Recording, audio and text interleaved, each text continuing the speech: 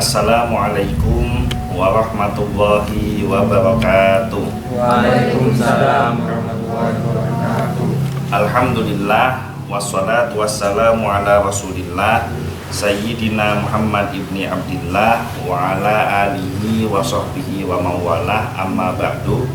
Alhamdulillah, pada sore hari ini kita kembali melanjutkan kajian rutin kitab Bulughul Maram, masih di dalam kitab Shalah, yaitu kitab tentang sholat. Bab yang kedua, babul adzan, yaitu bab tentang adzan, hadis yang ke 152. Wa an Utsmana abil Asi wa an Utsman bin Abil Asi radhiyallahu anhu, dan dari Utsman bin Abul As radhiyallahu anhu, qala, beliau berkata, ya Rasulullah, wahai Rasulullah, ij'alni imama qaumi, jadikanlah aku imam untuk kaumku. Jadi Utsman bin Abul As ini minta untuk diangkat menjadi imam bagi kaumnya. Faqala, maka Nabi SAW bersabda, anta imamuhum, kamu adalah imam bagi mereka. Waqtadi bi adhafihim, maka perhatikanlah yang lemah. Wa'takhidh muadzanan, dan angkatlah seorang muadzin, la ya'khudhu ala adzanihi ajron, yang tidak meminta upah dari adzannya. Jadi suruh cari muadzin yang tidak komersil, yang tidak meminta upah dari adzan yang dikumandangkan. Akhrajahul khamsah, dikeluarkan oleh imam yang 5. Wa hassanahu Tirmidzi, dinilai hasan oleh Imam At-Tirmidzi. Wa shahhahul Hakim, dan dinilai sahih oleh Imam Hakim. Bisa difahami nggak maksudnya? Bisa difahami? Belum difahami. Jadi Utsman bin Abul As ini menghadap kepada Rasulullah. Beliau mengajukan dirinya untuk menjadi seorang imam. Nah, kemudian Rasulullah mengangkat Utsman bin Abul As untuk menjadi imam bagi kaumnya, dengan syarat yang pertama, harus memperhatikan kaum yang lemah. Karena imam itu, pengertian imam zaman dulu dengan imam zaman sekarang itu berbeda. Kalau zaman dulu imam sholat itu adalah orang yang bertanggung jawab menjadi kepala di daerah tersebut. Jadi misalkan kayak contoh di sini Mas Kuning Wetan, maka yang paling berhak menjadi imam dalam sholat itu adalah kepala desa Mas Kuning Wetan. Karena syarat untuk menjadi kepala desa itu harus alim, punya ilmu pengetahuan tentang agama, mengerti ilmu fikih.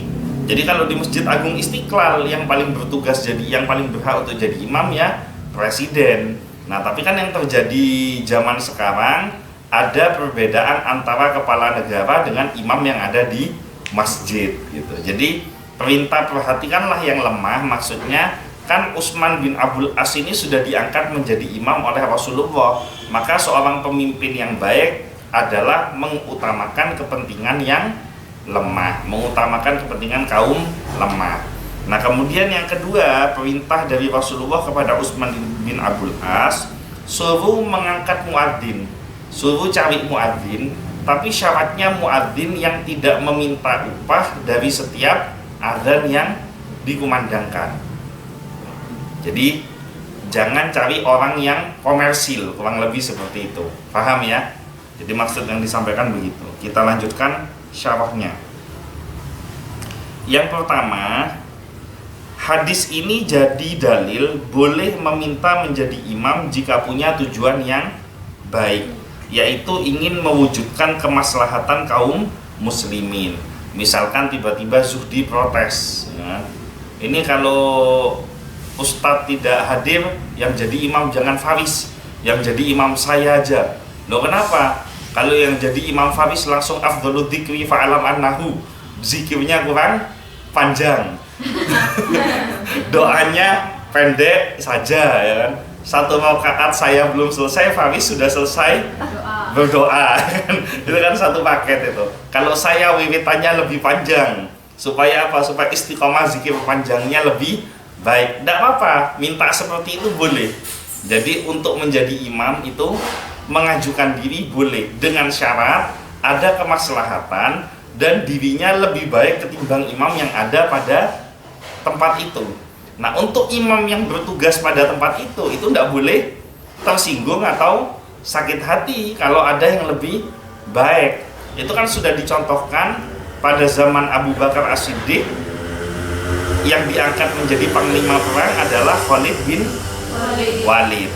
Nah, ketika Abu Bakar As-Siddiq wafat digantikan oleh Umar bin Khattab, ini posisi masih perang melawan tentara Romawi, peperangan Yarmuk namanya.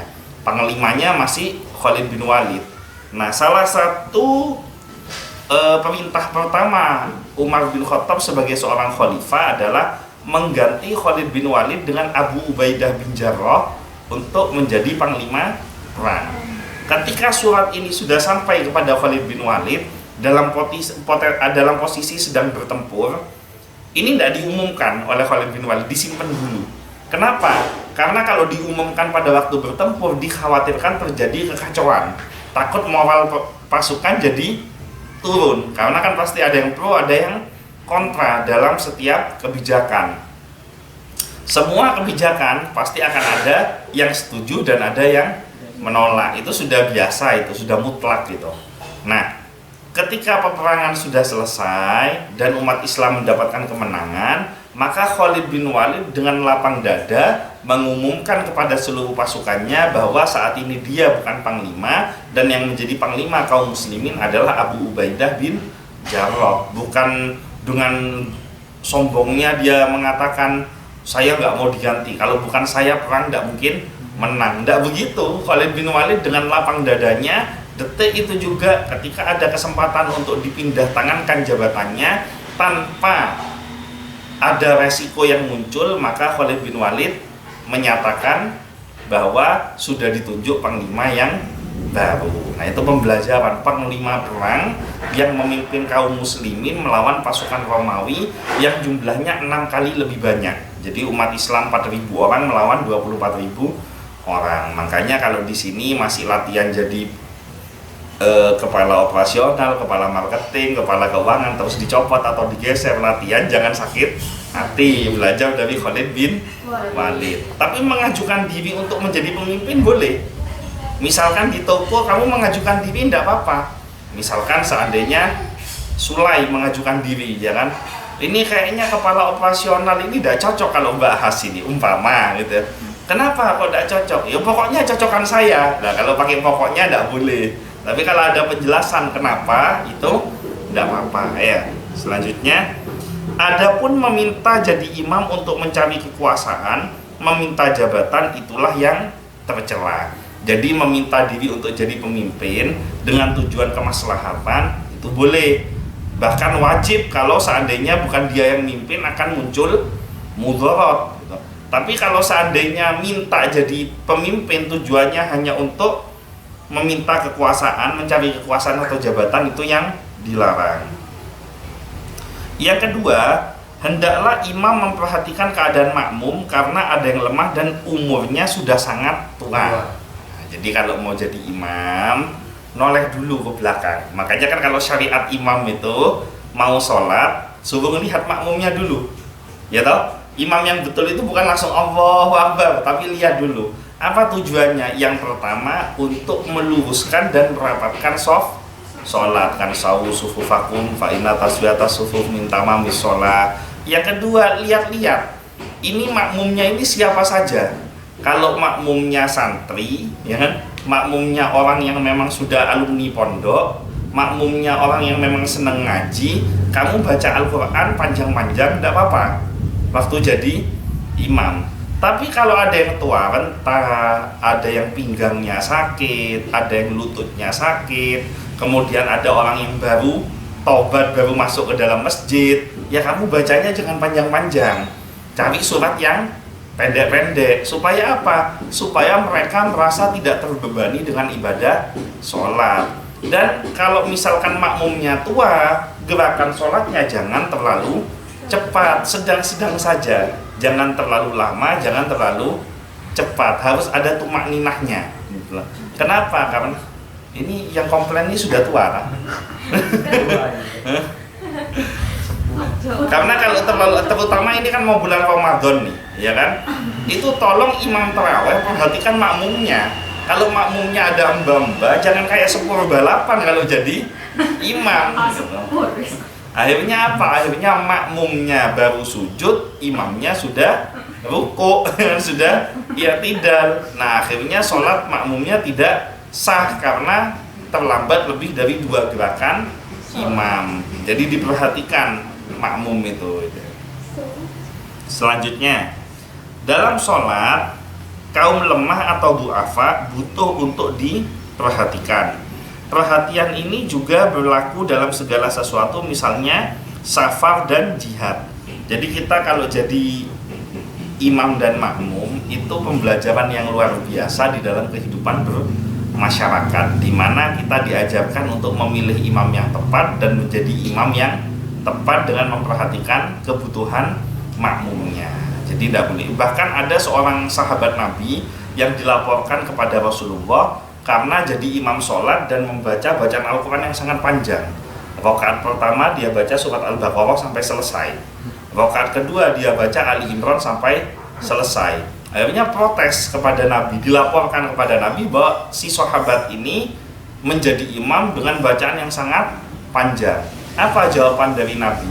Nabi bersabda bahwa sesungguhnya orang itu telah menciptakan fitnah bagi kaumnya. Jadi Rasulullah pun marah dengan orang yang baca Al-Quran panjang-panjang ketika jadi imam. Lain kasus kalau di Masjidil Haram. Saya dengar ceritanya Kiai Zaini waktu beliau umroh di bulan Ramadan, itu beda sekali antara yang ada di sini dengan yang di Masjidil Haram. Di Masjidil Haram setiap malam itu sholat tarawehnya menghatamkan 1 juz. Jadi tiap malam taraweh menghatamkan 1 juz. Dan tarawehnya itu biasanya jam 9, jam 10 malam baru taraweh. Bukan di sini. Kalau di sini kan ba'da sholat isya, sehingga rata-rata menghatamkan 1 juz dengan bacaan tartil yang indah. Rata-rata kurang lebih sekitar 2 jam baru taraweh itu selesai. Tapi di sana terasa nikmat dan tidak ada satupun jamaah yang pergi dari tempat tersebut. Kenapa? Karena mereka datang ke Masjidil Haram tujuan utamanya adalah memang betul-betul ingin ibadah gitu. Dan orang yang umroh di bulan Ramadan itu pahalanya seperti haji bersama Rasulullah gitu loh. Nah, sementara orang yang taraweh di sini kan niatnya macam-macam. Ada yang niat kepingin dapat kolak, makanya taraweh gitu toh. Ada yang niat kepingin dapat tetel kan gitu toh, makanya taraweh. Sehingga ketika ketemu model imam model Masjidil Haram, ya terasa lama sekali. Maka imam ini harus jeli, harus jelas ini di daerah mana.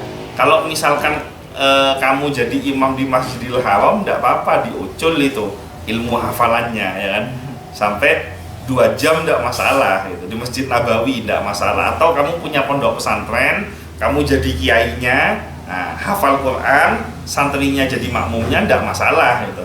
Tapi kalau di masjid yang penuh dengan penduduk, apalagi di perkampungan, idealnya sholat tarawih itu kurang lebih 20-30 menit. Jadi tidak usah panjang-panjang membaca ayat Al-Quran, tapi juga jangan cepet-cepet. Dan monggo, mau 20 rakaat boleh, mau 8 rakaat juga boleh. Itu sama-sama betul.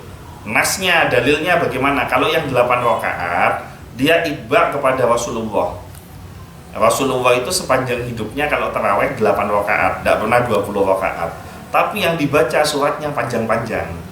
Jadi misalkan kalau 8 rakaat itu, ya di Masjidil Haram itu kan 8 rakaat sampai sekarang. 1 rakaatnya itu bisa kurang lebih sekitar 2,5 lembar Al-Quran atau 5 halaman. 2 rakaat itu 2,5 lembar. Pokoknya intinya 1 juz itu hatam gitu loh. Nah, pada zaman Khalifah Utsman bin Affan, umat Islam kan semakin banyak. Nah kalau waktu zaman sahabat, ketika mendengarkan zaman Rasulullah, ketika mendengarkan bacaan Al-Quran karena ngerti artinya, diresapi gitu loh, senang dengan maknanya, akhirnya terasa nyaman ketika sholat. Nah ketika umat Islam berkembang sampai keluar bangsa Arab, kan mereka kan tidak paham arti Al-Quran, meresapi kan repot, ya kan susah, sehingga kalau terlalu lama mereka tidak kerasan. Akhirnya Utsman bin Affan mengeluarkan solusi dengan sholat tarawih sebanyak 20 rakaat dengan rakaat yang pendek-pendek, dengan ayat Al-Quran yang pendek-pendek. Rakaat pertama Alhaakumut Takasur, rakaat kedua Qul huwallahu ahad, rakaat pertama wal asri, rakaat kedua Qul huwallahu ahad, kan gitu toh. Rakaat ketiga wailul likulli humazatil lumazah, rakaat selanjutnya Qul huwallahu ahad, sampai selesai 20 rakaat. Begitu masuk di sholat witir, rakaat pertama Sabbih isma rabbikal a'la, rakaat kedua Qul huwallahu ahad. Kemudian rakaat yang ketiga dari Qul huwallahu ahad, 3 kul kalau katanya Nusa. Qul huwallahu ahad, Qul a'udzu birabbil falaq, Qul a'udzu birabbin nas. Jadi yang dulu rakaatnya sedikit, ayatnya panjang. Oleh Utsman bin Affan dibuat rakaatnya banyak, ayatnya pendek. Nah zaman sekarang dimodifikasi, rakaatnya sedikit, ayatnya pendek. Ngalak dulu rakaat, ambil 8 rakaat, masing-masing rakaat Qul huwallahu ahad semua. Ya tidak apa-apa, sah memang, yang salah dulu. Sudah ayatnya dikurangin, rakaatnya juga dikurangin. Dilanjutkan. Hadis ini menunjukkan keutamaan orang yang memperhatikan waktu azan dan ia tidak mengambil upah. Jadi di dalam Al-Quran, di dalam surat Yasin itu ada bunyinya apa ya? Yang bunyi ini loh. Ittabi'u man la yas'alukum. Gimana bunyinya? Ada yang hafal? Ittabi'u man la yas'alukum. Hah? Coba ittabi'u man la yas'alukum. Kalau tiba-tiba lupa ya, padahal ingat. Ya. Ittabi'u man la yas'alukum ajra wa hum muhtadun. Ittabi'u, ikutilah, man la yas'alukum ajra, orang yang tidak meminta upah dalam urusan agama. Jadi imam tidak minta upah, jadi pendakwah tidak minta upah, jadi muadzin tidak minta upah, ngajar ngaji juga tidak minta upah. Wahum muhtadun, maka orang-orang yang model begini pasti akan mendapatkan petunjuk dari Allah, dan biasanya omongan-omongannya akan banyak benarnya. Kenapa? Karena hatinya bersih, tidak menjual agama untuk kepentingan dirinya sendiri. Jadi kalau mau nyari guru tuh cari yang model seperti itu. Saya kalau mondok di kiai ini, kiai saya ini model suka nyari upah atau tidak dari urusan agama. Dari dakwahnya minta upah atau tidak, dari perjuangan pengabdian agamanya ada komersilnya atau tidak. Kalau ada komersilnya ya jangan kamu ikuti, tapi kalau hatinya benar-benar bersih kamu ikuti. Selanjutnya, hadis ini bukan menunjukkan haram jika ada yang mengambil upah dari adzan, tetapi sekedar menunjukkan anjuran agar upah itu tidak diambil. Jadi hadis ini bukan haram mengambil upah, beda kasus ya. Kalau minta upah itu haram, tapi kalau dikasih itu tidak haram, ya. Jadi misalkan kamu jadi muadzin, kamu minta upah, haram. Tapi kalau masjid mengupah kamu, ngasih uang ke kamu tanpa kamu minta, itu halal uangnya. Tapi afdolnya lebih bagus untuk tidak diambil. Makanya Kiai Maimun Zubair itu kan pernah menyampaikan, dan itu viral di medsos, kalau kita menjadi seorang pendakwah, menjadi seorang pengabdi di agama, menjadi seorang misalkan imam, khotib, guru ngaji dan lain sebagainya, wajib hukumnya punya pekerjaan sendiri. Supaya apa? Supaya tidak berharap dari pengabdiannya dalam urusan agama. Jadi dia tidak menjual agama. Nah saya dulu waktu masih awal-awal berdakwah, almarhum ayah saya itu masih hidup. Itu setiap saya ceramah, ada orang ngasih uang selalu saya tolak. Jadi nyabis ngasih uang itu selalu ditolak. Kenapa? Karena tahu hadis ini lebih afdol tidak diambil, walaupun kalau diambil tidak haram. Boleh diambil, itu boleh karena bukan minta kita kan, boleh gitu loh. Nah, saya dimarahin dengan papa saya. Kamu itu harus tahu, orang desa kalau mau buat pengajian itu kadang-kadang dia nabung sampai 1 tahun. Jadi ibu tani, kemudian jadi kerja serabutan dan lain sebagainya. Itu mau polong, ambil uang 2.000 dicelengi. Setiap hari mau polong nih 2.000 dimasukkan. Sampai akhirnya 1 tahun, 2 tahun terkumpul, dia buat pengajian, Maulid Nabi, Isra Mi'raj. Itu sampai sekarang terjadi ya. Banyak orang desa seperti itu yang mengumpulkan uang. Kadang mau polong bahan-bahannya juga, nyicil. Nabung berasnya dulu, nanti nabung gulanya, terus ditabung. Nah, setelah acara dimulai, ya kan, dia itu kan kepingin dapat barokah dari acara yang dia buat. Salah satunya adalah kepingin dapat barokah dari nyabis kepada ustadz dan kiai. Terus ketika dia ngasih uang ke kamu dan kamu tolak, betapa sakit hatinya orang tersebut. Jadi kalau orang itu ngasih uang, jangan ditolak, kamu ambil uangnya. Nah, setelah kamu ambil, kalau kamu tidak mau menggunakan uang ini, kamu gunakan untuk kepentingan umat. Sodakohkan ke masjid, sodakohkan ke musola, sodakohkan ke panti asuhan, sehingga uang dari umat digunakan untuk kepentingan umat gitu. Nah, semenjak saat itu saya tidak pernah nolak lagi. Setiap ada orang yang ngasih uang, selalu saya terima. Tapi uang ini sebisa mungkin saya akan gunakan untuk kemaslahatan umat. Dan mudah-mudahan dengan kesungguhan ini, mudah-mudahan Allah memudahkan rezeki saya dan keluarga saya dari pekerjaan yang dijalani. Apalagi sekarang sudah ada insan kamil, jadi bisa digunakan untuk kepentingan insan kamil seperti yang kita selenggarakan tadi malam. Syekhul Islam Ibnu Taimiyah rahimahullah berkata, mengenai upah untuk ibadah dalam hal ini dibedakan antara orang yang butuh upah dan selainnya. Itulah yang lebih tepat. Jika seseorang membutuhkan upah, ia tetap meniatkan amalannya itu karena Allah, masih boleh baginya untuk mengambil upah dalam ibadah. Karena nafkah pada keluarga itu wajib dan boleh sesuatu yang wajib dibayarkan dengan upah ini. Sedangkan orang kaya tidaklah butuh pada upah ini karena nantinya ia termasuk orang yang beramal pada selain Allah. Misalkan saya punya utang banyak, ya kan, misal ini utangnya banyak, kehidupannya pas-pasan, istri anak belum dapat uang belanja, ya kan, anak belum ada uang pampers misalkan, istri belum makan. Kemudian saya ceramah, saya dapat uang. Kan ini tidak minta toh. Kalau minta kan jelas haram hukumnya. Ini tidak minta, diambil, diterima, kan?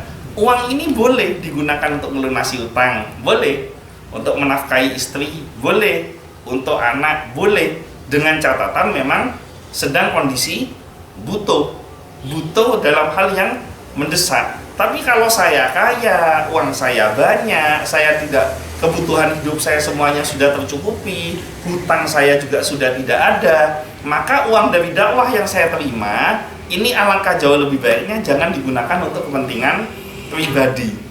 Paham ya? Ini mungkin siapa tahu nanti ada yang akan jadi ustadz, jadi kiai, atau mungkin ada yang jadi istrinya ustadz dan kiai, ya kan? Ini dipahami gitu. Dalam pola khas mungkin suaminya kesambil petir jadi kiai kan gitu. Amin. Kan tidak apa-apa, doa yang baik kan.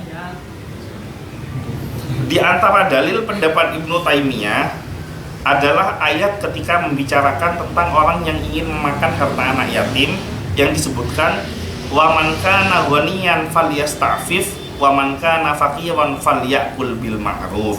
Jadi di dalam surat An-Nisa ayat ke-6 itu diterangkan, barang siapa di antara melihara itu mampu, maka hendaklah ia menahan diri dari memakan harta anak yatim itu. Misal bapaknya kaya, ibunya kaya, meninggal, kamu dijadikan orang tua asuh, ya. Nah, namanya orang tua asuh, kamu kan akan dipasrai lengkap beserta harta anak tersebut. Maka kebunnya, sawahnya, usahanya itu kan dipegang kamu semua.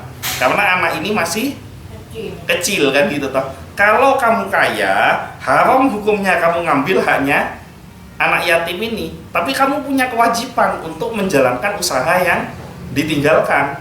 Jadi sawah yang ada itu wajib waktunya panen, kamu wajib meneruskan untuk nanam lagi dan untungnya ditabung untuk kemaslahatan anak ini gitu loh. Kalau punya ternak kambing ya wajib hukumnya kamu mengembangkan ternaknya karena kamu sudah terima jadi orang tua asuhnya, maka kamu punya kewajiban untuk mengembangkan. Tapi kamu kaya, kamu nggak boleh ngambil hasil dari situ. Jadi memang betul-betul menggunakan untuk si anak yatim tersebut. Tapi kalau kamu miskin, ayat ini mengatakan falyakul bil ma'ruf wa in kana faqiran falyakul bil ma'ruf. Kalau kamu miskin, kamu fakir, boleh makan tapi makanlah dengan ma'ruf. Ma'ruf itu dengan cara yang patut. Maksudnya cara yang patut, contohnya misalkan khas dalam 1 bulan khas itu kebutuhan hidupnya itu sekeluarga berapa kira-kira? Kira-kira kebutuhan hidupmu yang penting makan, listrik, air, sekolah dan lain sebagainya. Yang penting itu sebulan berapa kira-kira? Kebutuhan 1,5 juta. Terus tiba-tiba khas ada orang datang. Ini ada anak yatim, bapaknya sudah meninggal, ibunya sudah meninggal. Ini punya sawah 20 hektar, sudah siap panen.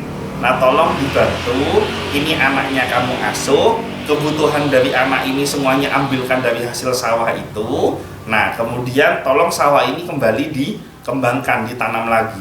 Maka khas itu tidak boleh ngambil uang dari hasil sawah itu kecuali hanya sesuai dengan kebutuhan khas sendiri, senilai 1,5 juta. Nggak boleh tang TV lah coba melehase anyar, itu nggak boleh gitu loh. Atau tetangga meleh motor anyar kok meleh Kia, itu nggak boleh gitu loh. Jadi harus betul-betul murni kebutuhan yang kamu ini memang kamu butuhkan gitu. Nah itu namanya falyakul bil ma'ruf gitu. Kurang lebih kalau mau dikiaskan seperti itu. Nah Ibnu Taimiyah rahimahullah juga berkata, adapun mengajarkan Al-Quran dan ilmu tanpa upah itulah sebaik-baik amal dan sangat dicintai oleh Allah. Ini sudah diketahui secara pasti dalam agama kita. Para sahabat, tabi'in dan tabi'ut tabi'in serta para ulama lainnya yang telah masyhur di tengah umat dengan pengajaran Al-Quran, hadis dan fikih, mereka tidaklah menerima upah sama sekali. Benar-benar tidak ditemukan ketika mengajarkan ilmu mereka meminta upah. Makanya kenapa saya berusaha istiqomah menjalankan kajian ini secara rutin tanpa meminta upah. Tujuannya apa? Supaya satu, ilmu yang saya dapatkan benar-benar bisa bermanfaat, dan yang kedua karena saya ingin menjadi kelompok orang-orang yang dicintai oleh Allah dengan mengamalkan ilmu yang saya miliki. Ada pertanyaan sampai di sini? Enggak ada. Ya, kelihatan dari nafasnya. Mungkin itu saja yang bisa disampaikan. Mudah-mudahan semuanya panjang umur, sehat, semua impian dan cita-citanya tercapai, diberikan kebaikan dan keselamatan, mendapatkan syafaat dari Nabi Muhammad SAW. Al-Fatihah. Iya anak muda. Sekian dari saya, kurang lebihnya mohon maaf. Wallahul muwaffiq ila aqwamit thoriq. Wabillahi taufiq wal hidayah. Wassalamualaikum warahmatullahi wabarakatuh. Waalaikumsalam warahmatullahi wabarakatuh.